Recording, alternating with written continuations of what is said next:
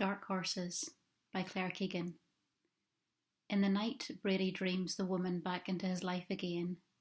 She's out in the yard with the big hunter, laughing, praising her dark horse. She reaches up, loosens the girth, and takes the saddle off. The hunter shakes himself and snorts. She leads him to the trough and pumps fresh water. The handle shrieks when pressed, but the hunter doesn't shy. He simply drops his head and drinks his fill. Further off, the cry of hounds moves across the fields. In his dream, these hounds are Brady's own, and he knows it will take a long time to gather them in and get them home.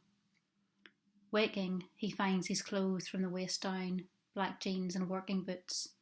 He gropes for the clock, holds the glass close, reads the hands. It isn't late. Overhead, the light is still burning. He gets to his feet and finds the rest of his clothes.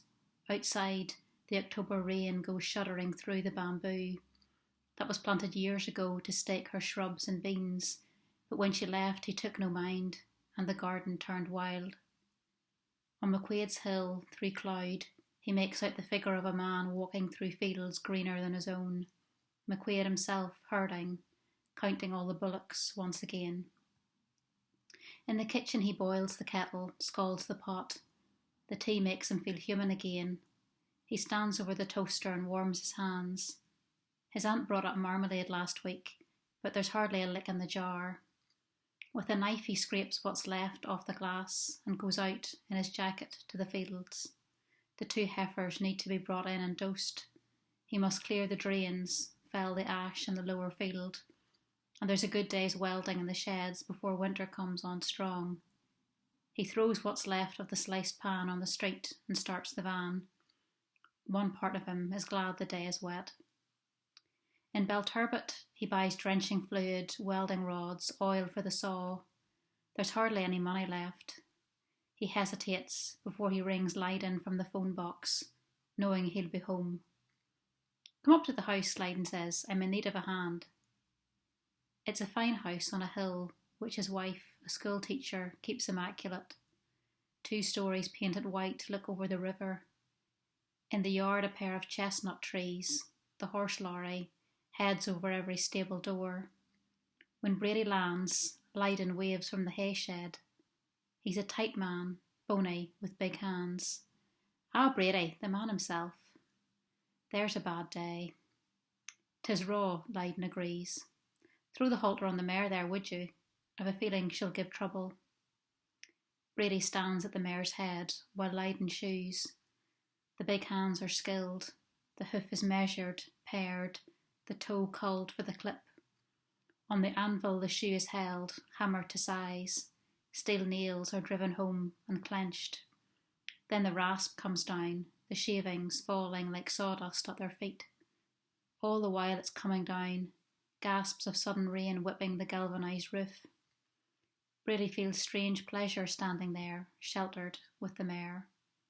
When Lydon rasps the last hoof, he throws the tools down and looks out at the rain. "It's a day for the high stool." "It's early," Brady says uneasily. "If we don't go soon, it's late it will be," Lydon laughs, his eyes searching the ground for nails. "I have to get my finger out. There's jobs at home," says Brady. He puts the mare back in the stable, bolts the door. "You'll come any road," Lydon says. "I'll get Sean to change a cheque and we'll settle up." "It'll do another day." "Not a hate about it. I might not have it another day." As Brady follows Lydon back to town, a burning in his stomach surges. Lydon turns down the slip road past the chemist and parks behind the Arms. It looks closed, but Lydon pushes the back door open. The bulb is dark over the pool table. On Northern Sound, a woman is reading out the news. Long Kearns is there with his pars, staring into the ornamental fishing net behind the bar. Norris and McPhillips are picking horses for the next race. Big Sean stands behind the counter, buttering bread. "Is that bread fresh or is it yesterday's?" Lydon says. "Mother's pride," Sean smiles, looking up. "Today's bread today." "But if we ate it tomorrow, wouldn't it still be today's?" says Norris, who has drunk 2 farms. except for the slight shake in his hand. No one would ever know. Put up two of your finest there, Sean, says Lydon, and pay no mind to that blackguard. He's been minding me for years, says Norris. He'll hardly stop now. Sean puts the lip of a pint glass to the tap. Lydon hands him the cheque and tells him to give Brady the change. The stout is left to settle, the dark falling slowly away from the cream. We got the mare shod any road. Did she stand? It was terror, Lydon says. I'd still be at it only for this man here. It's a job for a younger man, McPhillips says. I did it myself when I was a garson. After 3 pints there's nothing you've not done, says Norris. And after 2 there's nothing you won't do, says Lydon, raising the bar. Isn't that right, Sean? Leave Sean out of it, the barman says affectionately. Norris looks at Brady. Is it my imagination or have you lost weight? Brady shakes his head, but his hand reaches for the belt. It's put it on, I have. Big Sean wraps the sandwiches in clear plastic and puts them in the fridge. Brady reaches out and his hand closes on the glass. The glass feels cold in his hand. It isn't right to be drinking at this hour, and the stout is bitter. Have you a drop of blackcurrant there, Sean? What are you doing with that poison? Lydon asks, destroying a good pint. Brady swallows a long draught. At least I didn't destroy 4 good hoofs, he says, finding his voice at last. Everybody laughs. Is that so? Says Lydon, smiling. And what would you know? There's nothing but cart horses in Monaghan. Every good cart horse needs shoes, says Brady. They wear around the cabin potholes, says McPhillips, a new bliss man. Now we have it, Norris cries. When the banter subsides, McPhillips goes out to place the bets. Sean turns off the radio now that the news is over. The silence is like every silence. Each man is glad of it, and glad too that it won't last. As they sit there, Lydon's nostril flares. Which one of ye dug up Elvis? Lord God, Long Kearns cries, coming suddenly to life. That stink would knock a blackbird off its pad. Lydon swallows half his pint. The shoeing has put a thirst on him, so Brady, not liking to leave with the money, orders another round. Out in the street, school children are eating chips from brown paper bags. There's a smell of fried onions, hot oil and vinegar. It's darker now and the rain is still falling. When Brady walks into the diner, the girl at the counter looks up. Fresh cod and chips? Aye, Brady nods. And tea.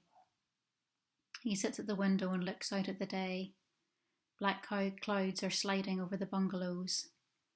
He thinks again of that night in Coot Hill. There was a northern band in the White Horse. They sat at a distance from the stage and talked. She had a thoroughbred yearling and a 3-year-old she thought would make an honest hunter. As she talked, a green spotlight shone through her hair. They danced a little and she drank a glass of wine. Afterwards, she asked him back to the house. If you bring the chips, I'll light the fire and put the kettle on. They ate supper in the firelight. A yellow cloth was spread over the table. She put down wicker placemats, pepper and salt, warm plates. The cutlery flashed silver. Smell of deodorant lingered in her bedroom, a wee candle burning, and headlights were passing through the curtains. When he woke at dawn, she was asleep, her hand on his chest. He was working then, full time, for Lydon. That morning, walking down the main street, buying milk and rashers, he felt like a man. The girl comes with his order. Brady eats what's placed before him, pays up and faces down the street.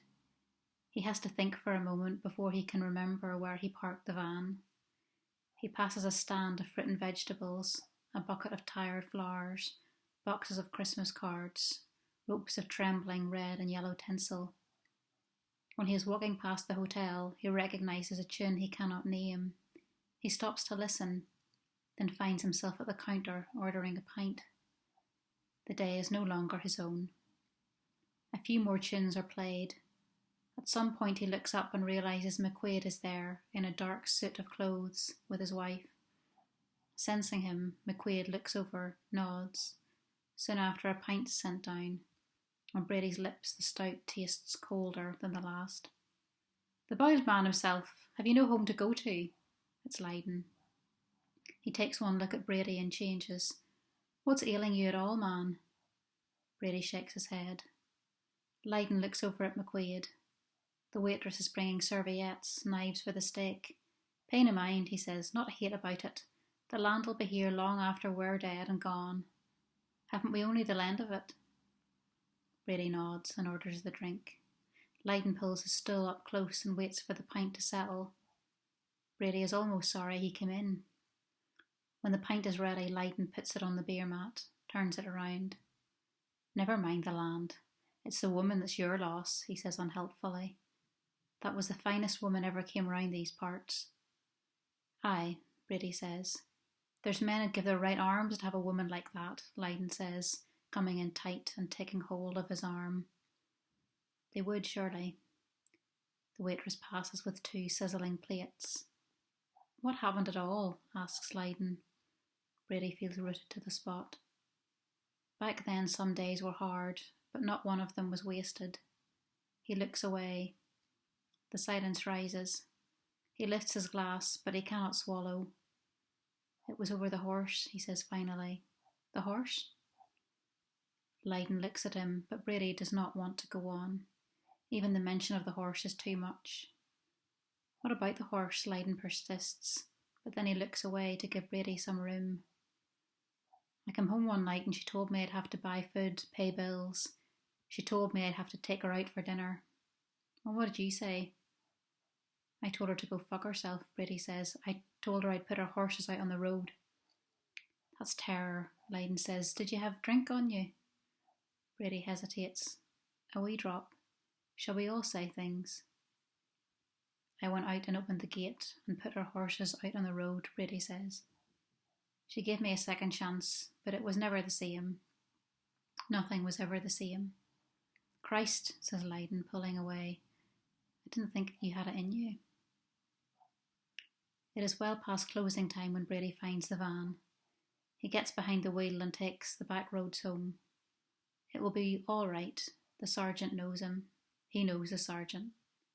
He will not be stopped. There are big wet trees at either side of the roads, telephone poles, wires dangling. He drives on through falling leaves, keeping to his own side. When he reaches the front door, the bread is still on the step. The dog hasn't come home, but he knows the birds will have it gone by morning. He looks at the kitchen table, the knife in the empty jar, and climbs the stairs. He gets into the wisp and takes his jumper off. He wants to take his boots off, but he is afraid. If he takes his boots off, he knows he will never be able to get them back on in the morning. He crouches under the bedclothes and looks at the bare window. It is winter now. What is it doing out there? The wind is piping terrible notes in the garden, and somewhere a beast is roaring. He hopes it is McQuaid's.